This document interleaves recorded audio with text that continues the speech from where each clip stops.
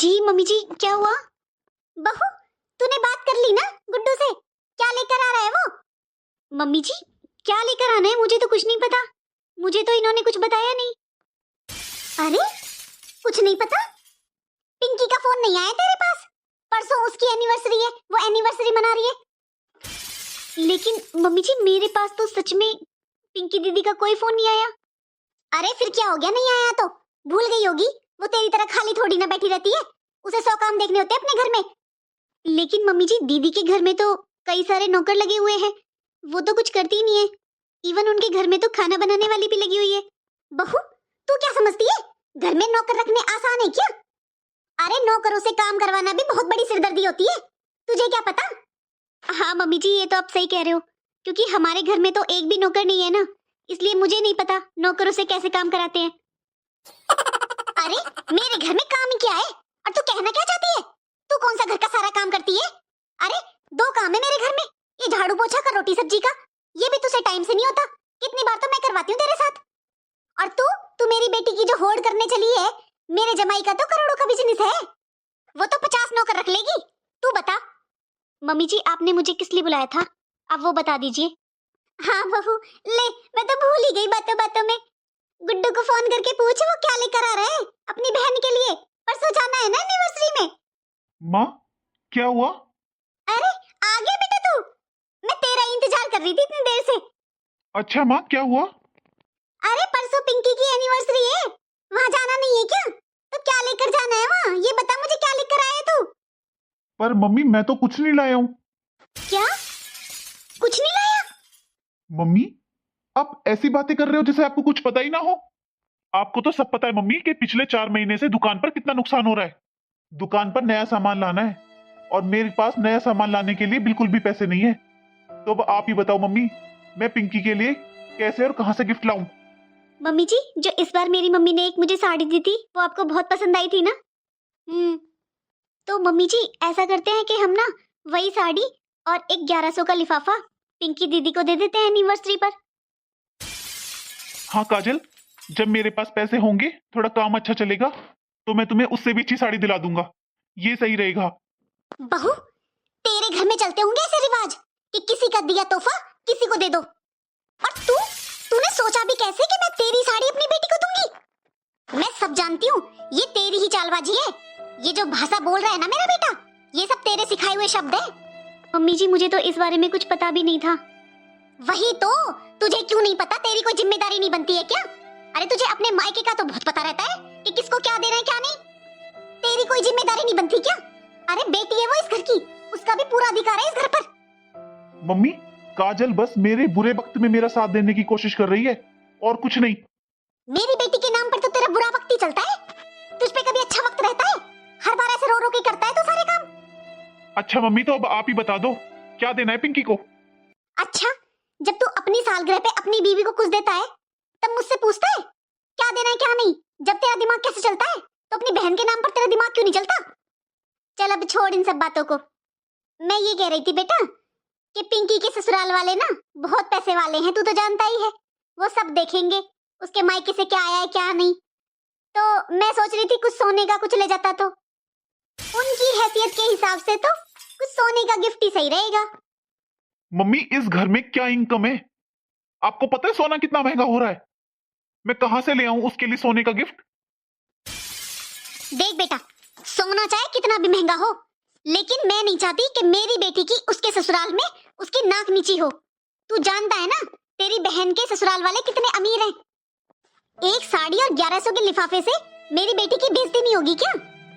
और अगर तेरे पास कुछ नहीं है ना, तू ज्यादा ही कंगाल होके दिखा रहा है। ले, ये मेरी चैन लेकर जा, यही दे देना मेरी बेटी को, और बता देना कि उसके भाई भाभी कंगाल हैं। बता देना मेरी बेटी को। अरे जब तक मैं जिंदा हूं ना, मैं मेरी बेटी की बेइज्जती नहीं होने दूंगी। मम्मी, आपके पास इस चैन के अलावा बचा ही क्या है? आपने पिंकी की पहली एनिवर्सरी पर हमसे क्या दिलवाया था? डायमंड का सेट। अभी तो मम्मी पिंकी की शादी को बस 4 साल हुए हैं, और इन 4 सालों में आपने अपनी सारी ज्वेलरी पिंकी को दे दी है। और तो और मम्मी, शादी पर भी आपने काजल के सारे जेवर उतार कर दे दिए थे पिंकी को। जब तो आपने काजल को घर की लक्ष्मी बताया था। अब आप एक बात बताओ, इस घर की लक्ष्मी के पास कितने जेवर बचे हैं। ये जब अपने घर जाती है या कहीं जाती है ना, तो मम्मी नकली जेवर पहनती है। बस आपके पास ये चैन बची थी, इसका भी आपने बोल दिया कि दे दो पिंकी को। फिर इसके बाद मम्मी अगली एनिवर्सरी पर आप क्या दोगी? पूरी जिंदगी फिर क्या दोगी? मम्मी ये मैं भी अच्छे से जानता हूं और आप भी, कि इस घर में दीवारों के अलावा कुछ नहीं बचा है। आपने सब कुछ पिंकी को दे दिया है। लेकिन मम्मी मैं सच कह रहा हूं, अब मेरे पास कुछ नहीं है। मम्मी मेरे पास तो कुछ है नहीं पिंकी को देने के लिए, और शायद आपके पास भी नहीं है। बस एक यही चैन बची है आपके पास, और इसे आप दे दीजिए। मैं कुछ नहीं दे पाऊंगा पिंकी को। मुझे भी घर बसाने दो मम्मी, मुझे भी अपना घर देखना है। पता नहीं क्या हो गया है तेरी बुद्धि को। अरे बहन बेटी को दिया हुआ फलता है हमेशा। अरे बहन बेटी को एक देगा तो भगवान तुझे 4 देगा। तेरे तो विचार ही खराब हैं। अपनी बहन के लिए ऐसे सोचता है जब भी तो तेरे बिजनेस में घाटा हो रहा है, और ये सब तू इसके सिखाए में चलता है। ये जैसे बोल देना वैसा करता है तू। याद रख बहू, तेरे भी एक बेटी है।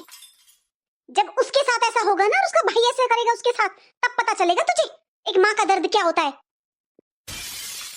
बस मम्मी जी बहुत हो गया। अरे मेरी बेटी आपकी भी कुछ लगती होगी ना। क्यों मानूं मैं तेरी बेटी को? जब तू मेरी बेटी के साथ ऐसा व्यवहार करवाएगी ना, तो मैं तेरी बेटी के लिए ऐसे ही बोलूंगी। नहीं लगती तेरी बेटी मेरी कुछ। मम्मी जी आज आप एक बात बताइए, मैंने क्या किया है आपकी बेटी के साथ? क्या गलत कर दिया मैंने?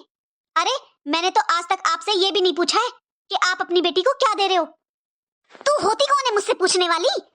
ये घर मेरा है, मैं अपनी बेटी को चाहे कुछ भी दूं। तू कौन होती है मुझसे पूछने वाली या मुझे रोकने वाली?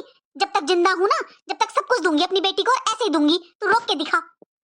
अभी आप बोल रहे थे ना मम्मी जी कि बहन बेटी को दिया हुआ हमेशा फलता है, तो मम्मी जी आपकी पोती भी तो इस घर की बेटी है ना।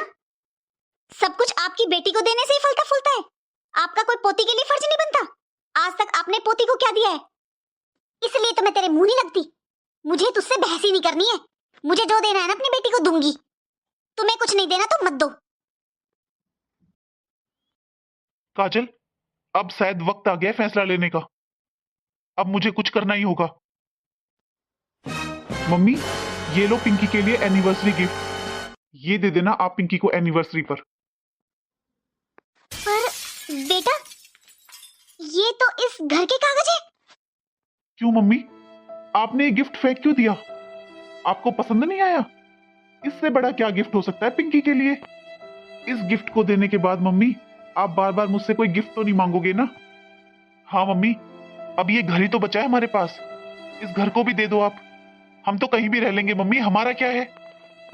और आप ही तो बोलते हो ना कि बहन बेटी को देने से बरकत होती है, तो दे दो मम्मी ये घर।